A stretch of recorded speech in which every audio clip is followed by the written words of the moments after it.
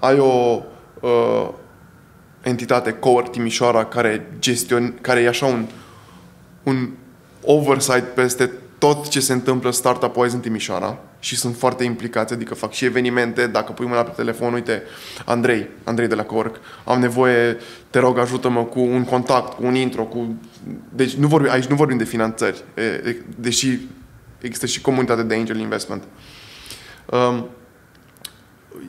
Cowork Timișoara ajută. Am nevoie de un birou jumătate de oră, am un meeting și nu mai ajung la birou. Pot? E ok. Deci, sprijin este și finanțări sunt cei de la Growceanu, unde, din nou, și Andrei de la Cowork face parte, adică mi se pare, când zic complet, de fapt mi se pare că în comunitatea de startup din Timișoara aceiași oameni cam pe toate filiarele. Fac de toate, rezolvă toate problemele. Da, și e benefic pentru că e totul legat. Sunt Raluca Prelucă. Bine ați revenit la podcastul Consolidate. În acest episod descoperim doi actori din ecosistemul care face posibilă creșterea antreprenoriatului în Timișoara, Cowork Timișoara și o a doua universitate care dezvoltă programe pentru antreprenori, Universitatea de Vest.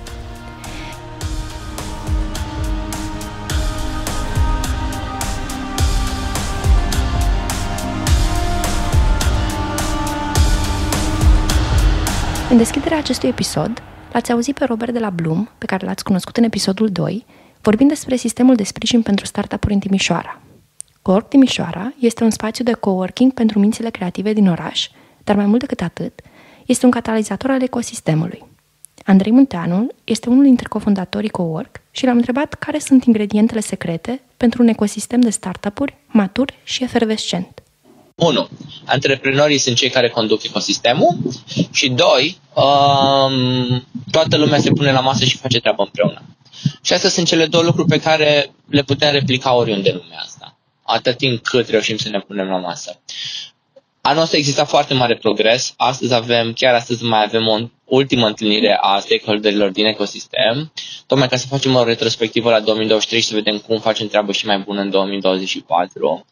Dar cumva asta e focusul în momentul de față. Hai să vedem cum lucrăm cât mai bine împreună, cum luăm poate tinerii dintr-un program de la universitate, îi trecem printr-un program de educație non-formală care se întâmplă în ecosistem, după care îi îndreptăm înspre un accelerator sau înspre un program de mentorat sau, astfel încât să conectăm de fapt tot ce se întâmplă în oraș. Am povestit cu Andrei și despre scalarea celor care sprijină ecosistemul. Cum a început povestea Cowork și care sunt soluțiile pentru viitorul unor astfel de inițiative? Noi tot ce am făcut, noi facem treabă din 2013. Deci 10 ani. 10 ani. Doar 10 ani. Tot ce am făcut de 10 ani încoace este bootstrap, este pe forțele noastre proprii personale de o mână de oameni, cu ajutorul unor stakeholder din ecosistem, desigur, dar atât. Și atunci ne uităm că și rezultatele sunt mult peste, nu știu, inputul care a fost băgat în toate inițiativele astea. În schimb, dacă facem din nou un pas lateral spate așa, e clar că în secunda în care, punem niște gaz pe foc, automat inițiativele astea se pot scala și să aibă un impact mult mai mare. Noi am preferat să mergem, Noi am mers cu resursele pe care le-am avut să facem treaba. Am preferat să mergem mai departe, chiar dacă am avut puține resurse, decât să nu facem nimic, pentru că nu avem suficiente resurse. Și tot timpul toate evenimentele, toate programele, tot ce am făcut au fost dimensionate din mers pe baza resurselor care se făceau tot din mers. Doar că dacă e să ne uităm din nou în 5, 10, 15, 20 de ani, trebuie să ne gândim și la un viitor sustenabil. Și atunci, pentru asta, e fie varianta în care se găsesc resurse să se alege serios pentru ecosistem, fie, nu știu, altă variantă. Adică suntem într-un punct în care cred că trebuie puse niște paie pe foc. Și aici mă refer la resurse. Fie că sunt oameni, fie că sunt bani, trebuie să se angreneze mai multe. Pentru că altfel nu neapărat că o să bătem pasul pe loc, dar o să progresăm mult prea încet. Și nu putem să vorbim de startup-uri, inovație și mutat munții și în rest ecosistemul să se miște de 5 ori mai încet. Și atunci, aici trebuie să vedem care o să fie finanțarea soluțiile. publică poate să fie o soluție. Că am auzit, mulți ecosystem builders nu vor finanțare publică pentru că raportare, că sunt cu strings attached, că e prea complicat, că e greu, că durează prea mult. Bring the money.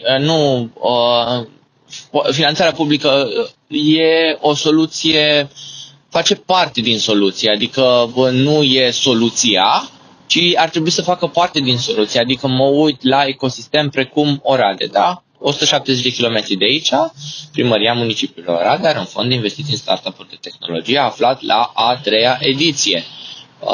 Mă duc mai departe pe dealuri și munți la Piatra Neamț, ADR Nord-Est, finanțează tot ecosistemul de startup-uri și a făcut din Piatra Neamț, care cu tot respectul este un sat un pic mai mare, epicentrul Moldovei românești de startup-uri de tehnologie. Adică astea sunt exemple de succes în care banii publici sunt cheltuiți cu cap, sunt folositori, sunt sigur că vin cu un om asignat pe raportare, dar care cred că ar trebui să fie inclus în bugetul bănuților respectivi. Dar adică și asta e și dacă e să ne uităm în țări care sunt totuși în Central and Eastern Europe, dar ceva mai aproape și departe în același timp de noi. Adică dacă e să mergem înspre Polonia, în Polonia același lucru s-a întâmplat. Cu ajutorul banilor publici s-a accelerat dezvoltarea ecosistemului. Și atunci, clar, e o soluție pentru Timișoara. O așteptăm să vină de undeva să ne lovească. Suntem pregătiți să o administrăm, să lucrăm cu ea, să vină de undeva, vă rog.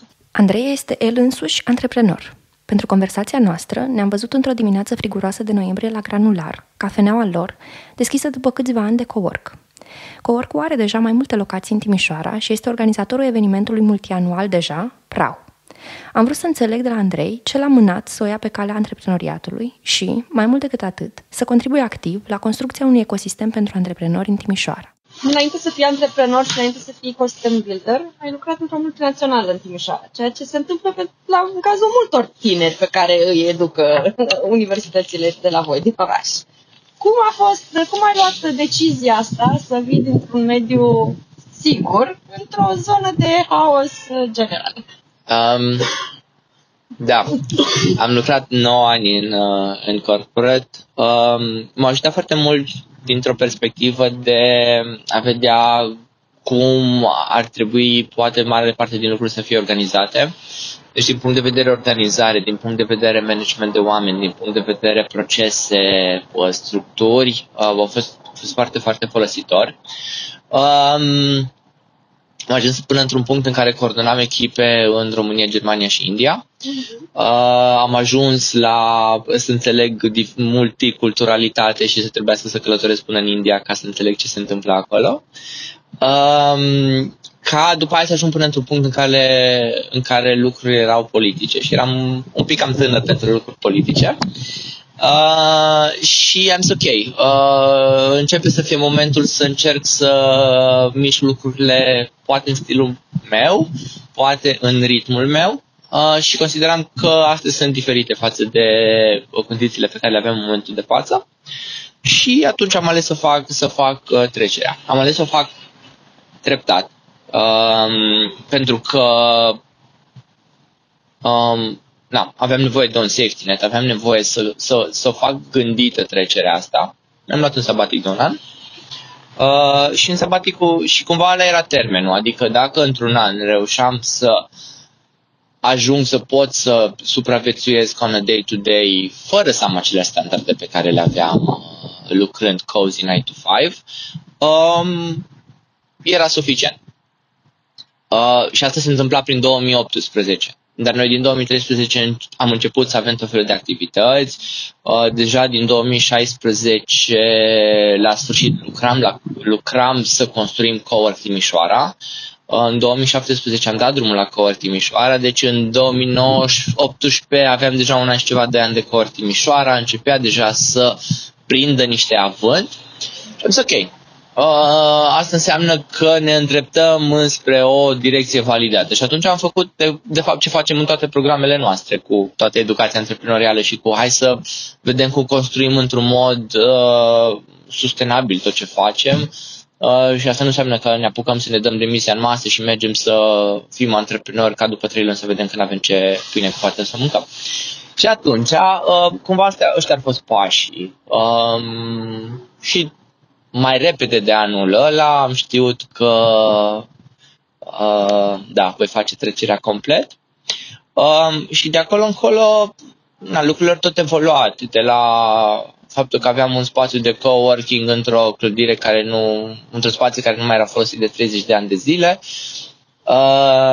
în faptul că în 2018 la sfârșit aveam 2 locații, după care a venit o pandemie care a fost deloc amuzantă pentru spațiile de coworking, dar care ne-a dezvoltat reziliență, ne-a învățat ce e aia în primul rând și ne-a dus în punctul în care să ne dăm seama că am reușit să trecem o pandemie renunțasem la prima locație, am rămas doar cu a doua și era și din cauza pandemiei, dar era și din cauza faptului că cumva depășisem etapa în care eram cu prima locație. Și fast forward din nou 2022 am deschis a doua locație, a treia locație pe hârtie. Suntem în 2023 cu 2 locații, cea de doua tocmai o extindem și o să fie dublă până la sfârșitul anului. Am crescut ca și echipă, am crescut ca și programe. Deci cumva, all in all, cred că am făcut alegerea bună ca să-ți răspund la întrebare. În general, în ecosistemele pentru antreprenori, rolul universităților este foarte important. Andrei povestește experiența lui în Aarhus, Danemarca. În 2016 am facilitat un eveniment de Startup Weekend la o universitate din Aarhus, din Danemarca. Era un sătuc, o universitate de sticlă pe malul unei ape, era o universitate de computer science, era facultatea de computer science, Am intrat în universitate, la parterul universității, spațiu de coworking. Ok. Adică mă așteptam o bibliotecă, o librărie, ceva, nu, era coworking space. Bun. Mă întâlnesc cu un profesor acolo și eram curios să văd, ok, cum arată curicula de computer science dintr-o altă universitate. Și îmi povestește. Păi, în primul an facem toate proiectele, trebuie să toate materiile se concluzionează cu un proiect care trebuie să fie un produs digital, nu o soluție. Și asta înseamnă că, pe lângă materiile clasice pe care le vezi pe la computer science, avem product development, avem business, avem marketing, avem customer discovery, avem... Zic, ok, și cine predă alea? Păi vin antreprenori și predau treburile. Ok, deci tinerii ăia când termină universitatea știu ce e la un produs digital, știu nu doar componenta lor de hai să vedem cum scrie codul pentru produsul ăla, ci și cum se integrează între celelalte componente. Au gândirea asta multidisciplinară și după aia sunt echipați să-și dea drumul și la un business dacă vor. Păi da, n-au ei setup-ul perfect pentru a vedea ce se întâmplă cu viața lor după aia. Și asta era 2016-ish. Nu mă aștept ca mediul academic din România să poată să se schimbe repede peste noapte sau așa. Dar mi-ar plăcea să meargă într-o astfel de direcție. Adică mi-ar plăcea dar cred că ar fi folositor pentru un ecosistem, pentru țară, pentru regiune, pentru să se meargă într-o astfel de direcție. Dar până atunci eu mă bucur foarte mult că există toate colaborările astea, pentru că de fapt asta suplinește de fapt tranziția asta. Faptul că reușim să facem programe cu studenți din mai multe universități și să facem echipe multidisciplinare și să îi punem în contact cu, ok, Hai să avem o echipă cu un student de calculatoare, un student de marketing, un student de business și un artist sau un psiholog sau ceva. Pentru că acolo văd ei, de fapt, cum arată lumea adevărată. Proiectul Start UPT este produsul unei colaborări exact cum explica Andrei. Noi, fondurilstructurale.ro, un accelerator de business, și Universitatea Politehnică Timișoara. În episodul următor îi veți auzi pe colegii mei de la UPT explicând de ce au lansat un astfel de program și ce pregătesc pentru viitor. Între timp, am stat de vorbă cu Daniel Brindescu, din partea Universității de Vest din Timișoara, o a doua universitate din regiune, care a implementat un program de granturi pentru studenții proprii. Proiectul de granturi al UVT a prevăzut și alte instrumente de sprijin pentru studenți. Am introdus în paralel cu activitatea de formare în domeniul antreprenoriatului o activitate de helpdesk. Nu era prevăzută, n-am finanțat-o, deci am făcut-o cu resurse proprii, dar am reușit să lucrăm cu antreprenorii care doreau să pregătească un plan de afaceri și i-am direcționat astfel încât să ajungem la planuri de afaceri de o calitate cât mai bună, care să poată să fie evaluate repede atunci când într-adevăr începea procesul de evaluare, să nu apară erori în ele care să se impună a fi corectate și mai ales să avem o garanție în plus că ce vom selecta vor fi planuri de calitate care pot fi implementate. Sunt câteva exemple, sigur că am făcut și alte adaptări. La ce v-ați uitat când ați evaluat proiectele cel mai mult? Ce a contat cel mai mult? Și asta este, cred că, o întrebare foarte importantă. Aș vrea să încep prin a spune la ce nu ne-am uitat. Și aici poate că sunt convingeri personale, dar cred foarte mult în ele. Unii administratori cred, și cu siguranță în programe mai mari la nivel național, au introdus printre criteriile de evaluare tehnică și financiară unele care se leagă de numărul de locuri de muncă suplimentare create. Personal, sub nicio formă n-aș susține o astfel de abordare. Și asta ne aduce poate că puțin la obiectivele programului. Ele, într-adevăr, țintesc la nivel național, pe de o parte, în crearea unui anumit număr de întreprinderi, pe de altă parte, crearea de locuri de muncă. Și le-aș pune în discuție pentru că ele, la prima vedere, sunt legitime. Dar, la o privire, poate că mai în detaliu, ajung uneori să fie contradictorii. E o realitate pe care trebuie totuși să o constatăm și să o punem în discuție. Vrem să sprijinim întreprinderi debutante, care mai departe dorim să creeze valoare adăugată pentru comunitate. Ceea ce înseamnă, până la urmă, salarii pentru angajați, impozite și taxe pentru bugetele central și locale, eventual dobânzi pentru alți finanțatori și, în final, să spunem, dividende pentru antreprenori și poate surse rămase pentru autofinanțarea activității, pentru noi investiții, pentru finanțarea necesară de fond de rulment. E logic să așteptăm asta. Pe de altă parte, când impunem un anumit număr de locuri de muncă create, de ce le impunem? Dacă întreprinderea se dezvoltă și are nevoie de acele locuri de muncă, le va crea și fără să le impunem. Dacă nu se dezvoltă și nu are nevoie de ele, odată impuse, devenind ca obligații și să recunoaștem sunt cele mai importante obligații ale beneficiarilor, ajungem în situația de a obliga prin contract întreprinderea sprijinită să mențină locuri de muncă de care nu are nevoie. Automat angajați care nu contribuie la ciclul de exploatare și pe această cale la generarea de venituri și pe această cale la generarea de valoare adăugată, dar iau o parte din valoarea adăugată creată de angajații realmente productivi sau de, celelalte resurse ale întreprinderii.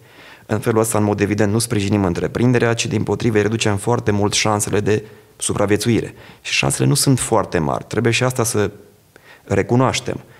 În România avem în momentul acesta probabil peste 900.000 de societăți comerciale. Zic probabil pentru că nu știu numărul exact în acest moment. Cert este că la decembrie 2022 erau raportate aproximativ 860.000 de societăți comerciale. Din ele, cele mai multe sunt de obicei pe pierdere. Din acest total de firme, de societăți comerciale, nu de firme existente, nu doar debutante, 79% au 0, 1 sau 2 angajați. 79% din cele existente, nu doar din cele debutante. Ori noi am cerut beneficiarilor noștri să creeze 3 locuri de muncă. Adică să fie într-o categorie foarte specială. Atenție!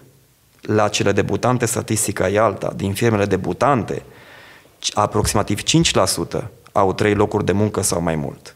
Deci am cerut cumva beneficiarilor să se integreze în această categorie specială de 5%. Mai mult vrem să fie performanți. Cei care sunt și performanți și, bineînțeles, depinde cum măsurăm performanța. Dar cei care măcar au profit, deja se reduc la vreo 3,5% din total firme debutante.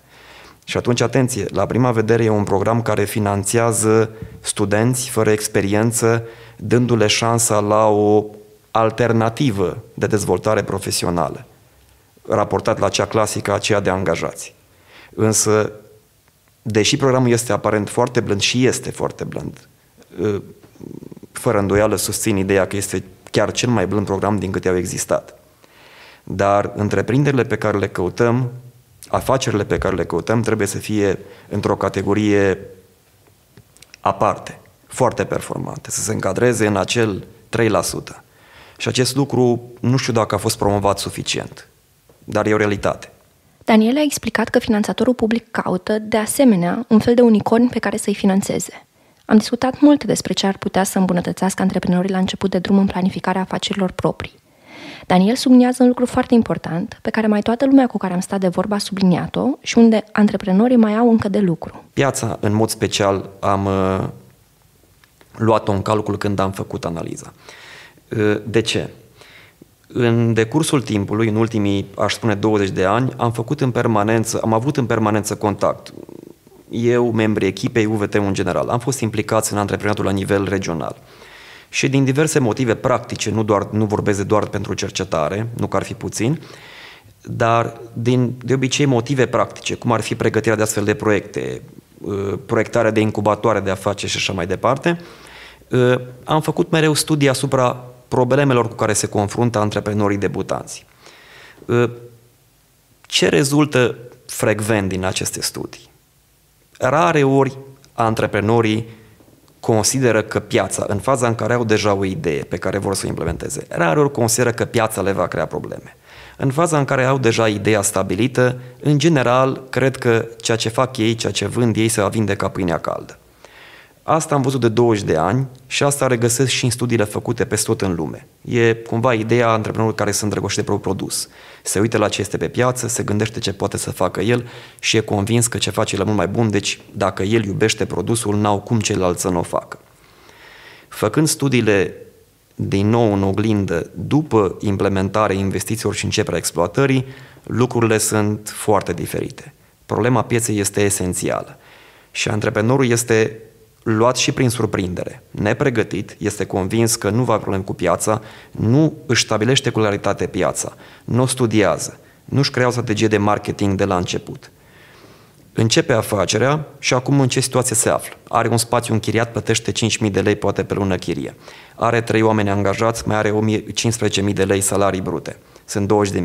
Se mai adaugă la aceste cheltuieli, le scotem în pentru că sunt cheltuieli fixe. Se adaugă la ele poate mărunțișuri, să le spunem, cheltuieli de servicii de contabilitate, 500, 700, 1000 de lei, cheltuieli cu energie electrică, alte utilități cu comportament fix. Liniștit poate să ajungă la 20-25.000 de lei cheltuieli lunare fixe. Cum adică fixe? Cheltuieli care nu sunt marcate de volumul de activitate. Am vrea în această fază să fie, pentru că volumul de activitate va fi zero la început, deși el nu știe asta când face planificarea. Dacă ar fi zero volumul de activitate în prima lună, cheltuielile care depind de el ar fi și ele aproape de zero sau zero. Numai că aceste cheltuieli nu țin cont de volumul de activitate. Și în prima lună ai de suportat 25.000 de lei cheltuieli de aceste tipuri. A doua lună la fel, a treia lună la fel. Instantaneu se întâmplă la cei mulți același lucru. Intră în panică. Își dau seama că nimeni de fapt nu știe că ei există, că vând produsele extraordinare pe care ei le vând, că prețurile sunt mai mici, că le-ar zâmbi clienților dacă ar veni și așa mai departe. Intră în panică. Și atunci ce fac? Dacă ai un plan, încerci să-l aplici. Dacă n-ai un plan, te gândești doar cum să ieși din afacere. De aceea, UVT-ul a punctat mult strategia de marketing propusă de antreprenorii finanțați. Având în vedere experiența universității în derularea unor programe de formare similare, l-am rugat pe Daniel să detalieze la ce ar trebui să se uite antreprenorii viitori atunci când își aleg programul de accelerare și administratorul de grant. Da, fără îndoială că valoarea maximă a subvenției pe care o poate primi ar fi un lucru la care trebuie să se uite. Ar trebui să se uite de asemenea la obligațiile pe care le are și, din nou, într-un astfel de program, locurile de muncă nou create reprezintă în prezent cea mai importantă obligație. Nu doar însă numărul de locuri de muncă, ci și fracțiunea de timp. Îi se impun locuri de muncă cu normă întreagă sau cu fracțiune de timp, cu 4 ore, cu 6 ore. Dincolo de asta, fără îndoială că ar trebui să aleagă un administrator care acopere regiunea lui. Probabil că ar fi înțelept să aleagă, dacă are de ales, unul care are deja experiență dovedită. Ecosistemul pentru afacerile la început de drum este o rețea de resurse. Oameni, investitori, publici și privați, instituții, universități, spații de coworking, incubatoare, acceleratoare și companii care lucrează împreună pentru a crea un mediu de creștere pentru afacerile la început de drum. În Timișoara, ecosistemul este din ce în ce mai matur. I-ați cunoscut în acest episod pe Andrei și pe Daniel, care au diferite pălării în ecosistem. Andrei, antreprenor și ecosystem builder, Daniel, cadru didactic, cercetător și om de sprijin pentru antreprenori. Poate purtatul mai multor pălării e chiar o constantă a domeniului. Ecosistemul este însă mult mai extins și veți cunoaște în episoadele următoare și alte inițiative și instrumente care contribuie la creșterea antreprenoriatului durabil în întreaga țară. Dacă și voi vă doriți să contribuiți la creșterea de ecosisteme și ascultați acest episod până la finalul lunii februarie 2024, vă invit să vă înscrieți în acceleratorul Consolidate pentru ecosisteme de inovare și inovare socială. Mai multe detalii pe consolidate.ro, consolidopt.ro/ecosystem cu Y. Podcastul Consolidate este o inițiativă a fondurilstructurale.ro, scris de mine, Raluca Prelucă. Editarea lui nu ar fi fost posibilă fără ochiul format al colegului meu, Dragoș Aliu, iar documentarea a fost realizată împreună cu Ana Maria Petrei. Sunet, Marin Grigore. Grafică, Ștefan Hobjilă. Proiectul Start-UPT este cofinanțat din Fondul Social European prin Programul Operațional Capital Uman 2014-2020.